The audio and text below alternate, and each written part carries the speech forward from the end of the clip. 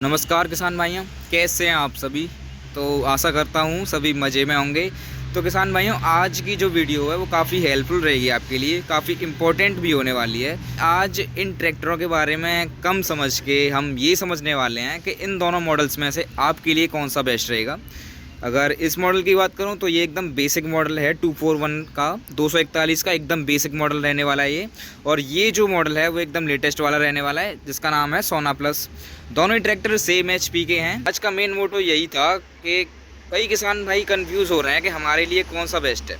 वैसे अगर आप भी परेशान हो रहे हो कि मुझे कौन सा ट्रैक्टर लेना चाहिए 2026 में 2026 में, तो ये वीडियो आपके लिए काफ़ी ज़्यादा स्पेशल रहने वाली है और काफ़ी ज़्यादा हेल्पफुल भी। तो आगे से ही स्टार्ट कर लेते हैं। अगर किसी किसान को डोजर वगैरह लगवाना है ट्रैक्टर में, आसानी से इसमें आप लगवा पाओगे अपने सोना मॉडल में।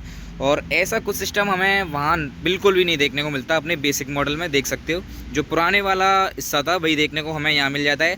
तो डोजर वगैरह के लिए सूटेबल ये वाला ट्रैक्टर रहेगा। बम्पर की बात करूँ तो सेम टू सेम बम्पर देखने को मिल जाता है दोनों मॉडल्स में, और वेट भी एकदम सेम ही है। और यहाँ पे आप जेरी कैन वेट्स वगैरह लगवा सकते हो, ऐसे सेम टू सेम हमें वहाँ देखने को मिल जाता है। और ये दो टोइंग स्पेस देखने को मिल ही जाते हैं। स्टीयरिंग की बात कर लेते हैं किसान भाइयों, तो इस ट्रैक्टर में आपको डुअल एक्टिंग पावर स्टीयरिंग देखने को मिल जाती है। वहीं अगर मैं इस मॉडल की बात करूं अपने बेसिक वाले की, तो इसमें आपको फुल्ली मैकेनिकल स्टीयरिंग देखने को मिल जाती है। अब कोई किसान भाई पावर स्टीयरिंग का मॉडल चाहता है और मेसी हो 241 हो, ये वाला ऑप्शन आपके लिए बेस्ट रहेगा। अब मेरे हिसाब से जो यंगस्टर्स हैं, नए किसान मतलब कि उम्र में नए हैं, वो शायद इस ट्रैक्टर से इम्प्रेस हो जाएंगे क्योंकि इसमें डुअल एक्टिंग पावर स्टीयरिंग आ रही है इस वजह से। या फिर कोई किसान किसी दूसरे ट्रैक्टर से स्विच करना चाह रहा है, जैसे मान के चलो फार्म ट्रैक का ट्रैक्टर चला लिया या फिर जॉन डियर चलाया है। जॉन डियर के हर एक मॉडल में आपको पावर स्टीयरिंग देखने को मिलेगी। तो वो John Deere to Massey switch कर रहा है, जॉन डियर से मैसी पे आ रहा है, तो ऑब्वियस सी बात है वो इस मॉडल को लें क्योंकि आपको आदत पड़ी हुई है पावर स्टीयरिंग की। तो आपके लिए यही मॉडल बेस्ट रहेगा। हाँ, अगर किसी किसान भाई को कोई भी दिक्कत नहीं है, नया मॉडल लेना है, नया ट्रैक्टर लेना है 2026 मॉडल, उसे कोई भी दिक्कत नहीं है, कोई भी आपत्ति नहीं है इस मैकेनिकल स्टीयरिंग से, उसके हाथ लगी हुई है तो कोई दिक्कत नहीं होने वाली है। आप इस मॉडल की तरफ जा सकते हो। वैसे प्राइस में भी अच्छा खासा डिफरेंस है दोनों ट्रैक्टरों में। फिर अगर इंजन की बात करूँ तो दोनों में सेम ही देखने को मिल जाता है। आप देख सकते हो सिम्पसन्स का इंजन देखने को मिल जाता है 3 सिलेंडर का 2500 सीसी का, और सेम टू सेम इंजन हमें इसमें भी देखने को मिल जाता है SJ 325 3 सिलेंडर 2500 सीसी का इंजन। और सेम टू सेम बॉस के इनलाइन पंप्स देखने को मिल जाते हैं। ग्राउंड क्लियरेंस में थोड़ा सा डिफरेंस हो सकता है, मतलब कि ट्रैक्टर की ऊंचाई में थोड़ा सा डिफरेंस हो सकता है। थोड़ा सा दूर से दिखाऊँ मैं तो कुछ ऐसा लुक आता है दोनों ट्रैक्टर्स का। बाकी टायर डायमेंशंस की बात करूँ, टायर साइज़ की बात करूँ, तो दोनों में सेम टू सेम देखने को मिल जाते हैं। 616 का आपका आगे, 1328 का पीछे।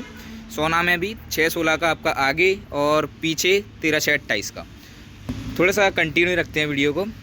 तो एग्जॉस्ट भी सेम टू सेम देखने को मिल जाते हैं। यहाँ पे आपको सोना प्लस का स्टिकर देखने को मिल जाता है और वहाँ पे आपका हाई लिफ्ट का स्टिकर देखने को मिल जाता है।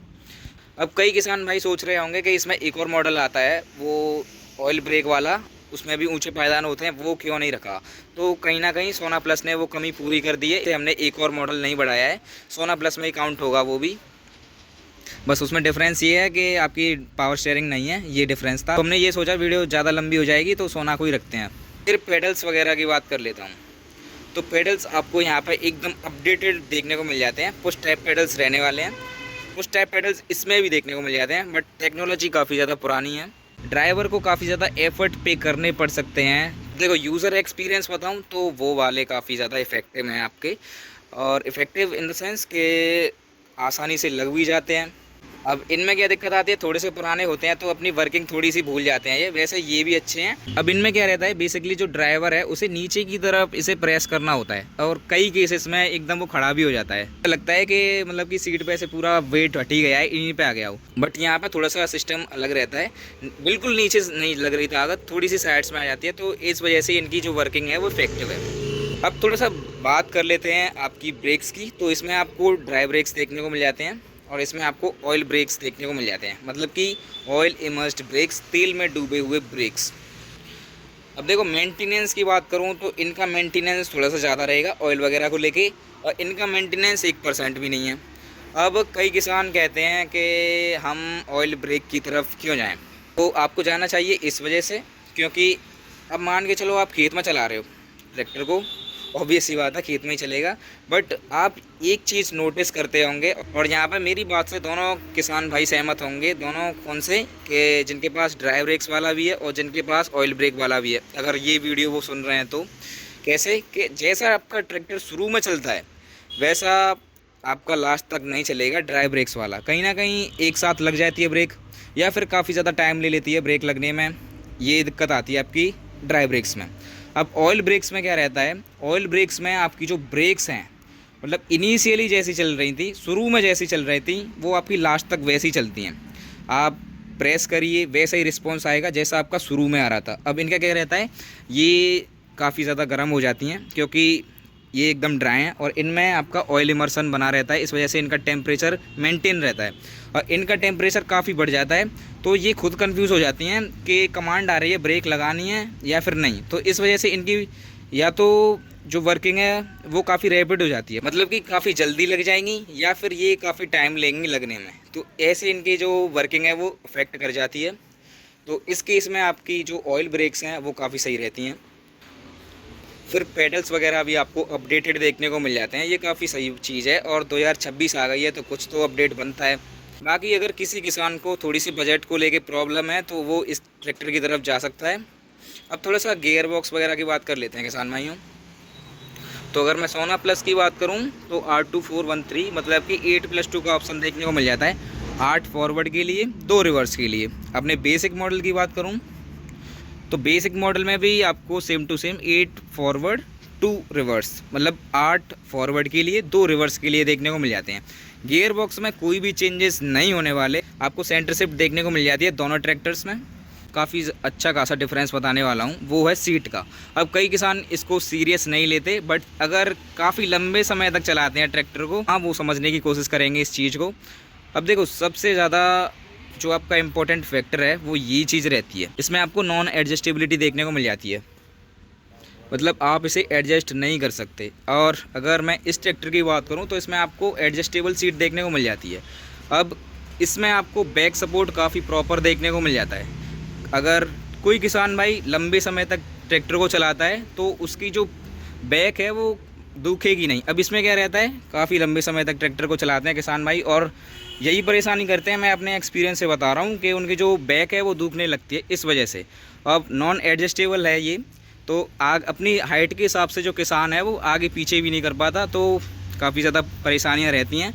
बट इसमें किसान अपने हिसाब से आगे पीछे कर सकता है, ये इसका प्लस पॉइंट है। मैसी की प्रीमियम रेंज के ट्रैक्टर्स में आती है ये, तो काफ़ी सही चीज़ है। एक यूनिट यहाँ पे भी देखने को मिल जाती है आपके सोना प्लस में, ये आपकी पावर स्टीयरिंग की यूनिट। फिर अगर इसकी बात करूँ तो इसमें आपको कुछ ऐसा नहीं देखने को मिलता। हाँ, सेल्फ स्टार्टर मोटर दिखा देता हूँ मैं आपको। सेल्फ स्टार्टर मोटर इसमें आपको कॉम्पैक्ट साइज़ वाली देखने को मिल जाती है, अपडेटेड वाली। बट अगर इसकी बात करूँ अपने सोना प्लस की, सोना प्लस में देखते हैं तो सोना प्लस में आपकी पुरानी वाली देखने को मिल जाती है। ऐसा क्यों? क्योंकि ये जो आपकी जो सेल्फ स्टार्टर मोटर है ये आपकी रिलायबल है। ये आप देख सकते हो साइज़ बड़ा है, तो इसका मतलब ये है कहीं ना कहीं कॉइल भी बड़ी होगी और कहीं ना कहीं इसमें जो मैटर है वो भी ज़्यादा होगा, तो रिलायबल तो यही कहूँगा। और ये आपकी जो सेल्फ स्टार्टर मोटर है पुरानी वाली वो इतनी ज़्यादा रिलायबल नहीं है। अगर वो रिलायबल होती तो वो आपकी सोना प्लस मॉडल में दी जाती, इसमें नहीं दी जाती, यही इसका एक मेन कॉज है। फिर आपको वेट टाइप एयर क्लीनर इसमें भी देखने को मिल जाता है, वेट टाइप उसमें भी देखने को मिल जाता है। और टायर डायमेंशन मैंने आपको बता ही दिए, सेम टू सेम 35 kg की रिम वेट के साथ दोनों ट्रैक्टरों में रियर टायर साइज़ देखने को मिल जाते हैं। फिर पीटीओ की बात करूं, पीटीओ मोड भी आपको दोनों ट्रैक्टरों में कॉमन देखने को मिल जाती हैं, पीटीओ में भी कोई भी चेंज नहीं है। फिर अगर मैं मडगार्ड फिटिंग्स की बात करूँ तो कुछ ऐसी हमें देखने को मिल जाती हैं अपने बेसिक मॉडल में। वहीं अगर मैं सोना प्लस में दिखाऊँ तो सोना प्लस में थोड़ी सी ये हैवी हो गई हैं, आप देख सकते हो। डुअल एडजस्टेबिलिटी का सपोर्ट आपको दोनों ट्रैक्टरों में देखने को मिल जाता है, लिंकेजेस में, इसमें भी और उसमें भी। अगर लिफ्टिंग कैपेसिटी की बात करूं तो दोनों ट्रैक्टरों की ऑलमोस्ट सेम है, 1700 किलोग्राम की, 17 क्विंटल की दोनों ट्रैक्टरों में हमें लिफ्ट देखने को मिल जाती हैं। फिर एक चीज़ आ जाती है आपका एक्सल। फ्रंट एक्सेल इसमें आपको स्ट्रेट एक्सेल देखने को मिल जाता है और इसमें आपको कर्व्ड एक्सेल देखने को मिल जाता है, मतलब कि घुमावदार एक्सेल।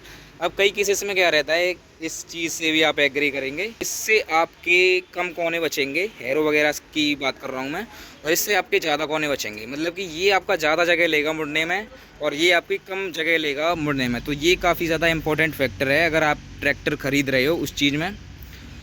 बाकी लुक्स की बात करूं तो एकदम सेम देखने को मिल जाते हैं, आपको 2 हैलोजन देखने को मिल जाती हैं यहाँ पे, और यहाँ पे भी आपको 2 हैलोजन ही देखने को मिल जाती हैं। अगर प्राइस जानना है किसान भाइयों तो स्क्रीन पर नंबर आ रहा होगा, वहाँ आप मुझे कांटेक्ट कर सकते हैं और मैं आपको प्राइस बता दूँगा। बाकी कैसी लगी वीडियो थोड़ा सा मुझे बता देना कमेंट करके। नमस्कार।